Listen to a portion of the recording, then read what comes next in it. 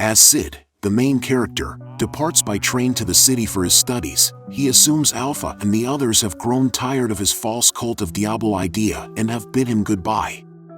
He continues by saying that he would strive to be the strongest even if he were the last person on the planet. Then it is revealed that on the day he passed away in the previous world, he attempted to learn magic but was unsuccessful, so he jumped in front of a truck. He arrives at the Midgar Kingdom's heavily populated royal capital. There, he will attend the Dark Knight's Midgar Academy. He has a dorm room and has adapted well for 7 months. As they go to the academy, Skell and Pa, 2 new friends he's acquired, remind him of the wager they made for the lowest test marks by proposing the most popular girl in school. Sid reassures them that they shouldn't worry since he has a great plan to approach her in the stereotypical student role, only to be denied. When he sees her reject someone else later at school, his friends warn him that he will end up like him. Later, he proposes to Princess Alexia in the most rom-com-ish way imaginable, and she agrees, much to his astonishment. As they prepare for lunch, his friends remark that if someone as average-looking as Sid had his way with a stunning lady like Alexia, even they would have a chance. They are surprised to find her standing next to them, and she requests their permission to join them for lunch. Then a variety of regal feasts are set out on their table, which Sid eats without guilt or remorse. He thinks that by doing this, he will easily persuade her to break up with him, but his plan backfires when she says they should start studying together. In response to him explaining that she is in Section 1 and he is in Section 9, the lowest of the low, she says she talked with her instructor and that he would be moved to her class. The next day, their instructor, Mr. Xenon, introduces him to the class and explains that today, rather than only the royals having access to the first area, anybody who can withstand the public's gaze is allowed to do so. Unlike her sister, who is regarded as the Midgar Kingdom's best Dark Knight, Alexia's assault style is very deliberate and predictable. She replicated his stretches, which he observed while exercising with her, throughout the workout. She then approaches the instructor, with whom she is in a political relationship, and lets him know she is seeing Sid.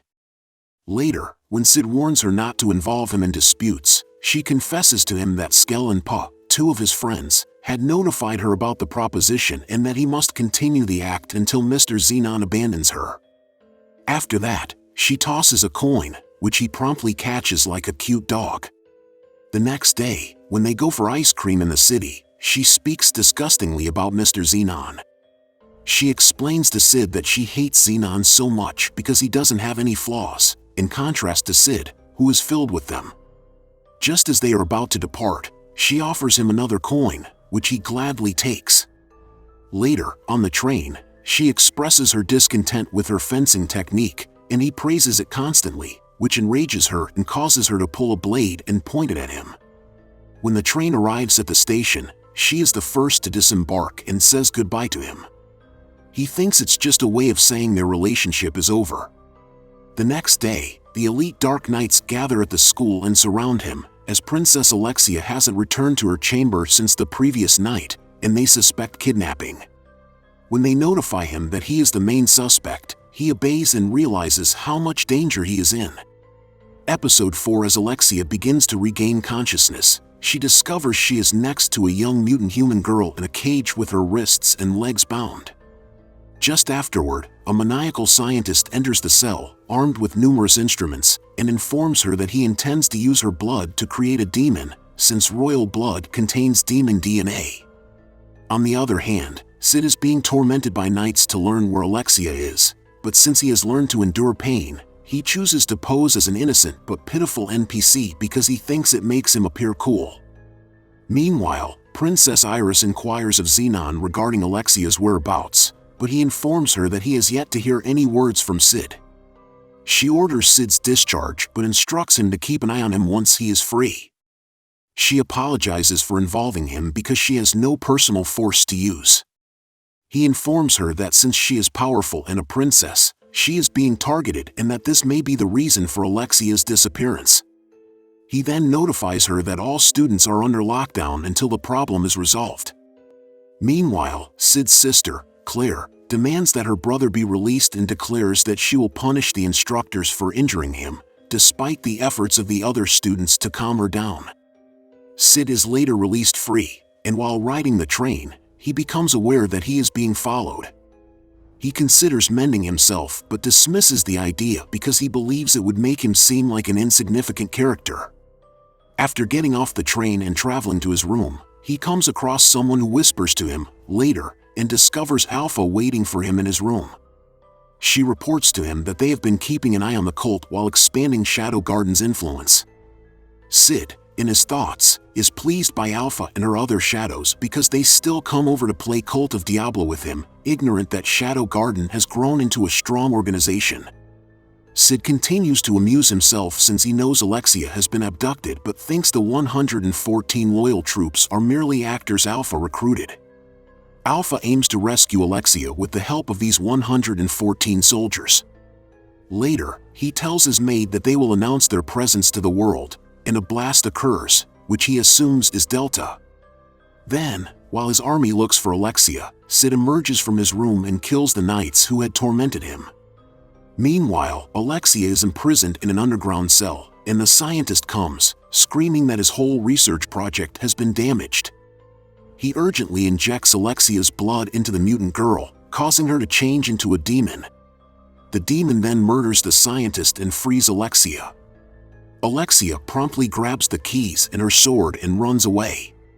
She stumbles across Xenon, who explains that he sold her to the cult in order for them to set up his promotion to a high-ranking knight since he finds his job as a sword teacher to be too pitiful.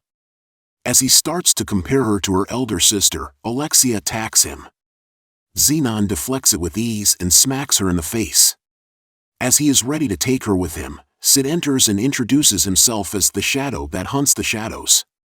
Episode 5 Xenon reveals himself as one of the cult's main members and charges Sid responsible for recent attacks on the group. Xenon declares that he will be crushed by the future 12th seed of the rounds before aiming his sword and striking him. Sid, though, easily avoids it. Meanwhile, the demon girl rampages across the city, surrounded by black knights. They attack her but she recovers and fights back. Iris then makes an appearance and confronts the demon. She realizes that a direct strike won't be enough to take her down since she will recover. Suddenly, Alpha shows up and begins fighting. She soars into the air and descends while dealing the strike, obliterating the demon to dust and exposing the mutant young child's corpse. After identifying herself to Iris as a member of the Shadow Garden and urging that she keep out of their path, Alpha vanishes. In contrast, Sid outduels Xenon in a fight. Sid's sword technique enthralls Alexia because it captures the essence of the style she has spent her entire life seeking, even though she is unaware of his identity. Xenon becomes irritated as he is consistently dominated during the battle and eats pills that transform him into a demon, declaring that he is the third awakened. He tells Sid that not everyone can control themselves after taking this many pills, but he can because of his incredible power. He then starts attacking him, but Sid starts beating him up with martial arts techniques, so the outcome is the same. Using nuclear explosion principles, Sid detonates a magic bomb to kill Xenon and destroy the majority of the evacuated city to put an end to him and announce his presence to the whole realm. The whole city is bathed in a magical light that, to some, seems elegant while a hell for others. Iris dashes there as soon as she spots the explosion's core. She runs in front of Alexia when she exits the tunnel. She embraces her concerned younger sister, and Alexia thanks her for coming. She tells Sid about the encounter the following day and that she likes her fencing technique now, but not because of him. She then offers to be his genuine girlfriend now that Xenon is gone, but when he refuses, she viciously punishes him. According to Sid, the incident subsequently made headlines as the bodiless murder since no corpse was ever located, and it remained a mystery. Meanwhile, Alpha resumes her investigation of a criminal organization disguised as Shadow Garden. On the other side, Iris discloses that she suspects certain higher officials and demands a full kingdom inquiry into the cult of Diabolos and Shadow Garden. Later, a young girl with pink hair carrying books bumps into Sid, who is drenched in blood. The end. For now. Will Sid ever be free of the cult of Diabolos? Thank you for sticking until the end. Subscribe for more videos like this.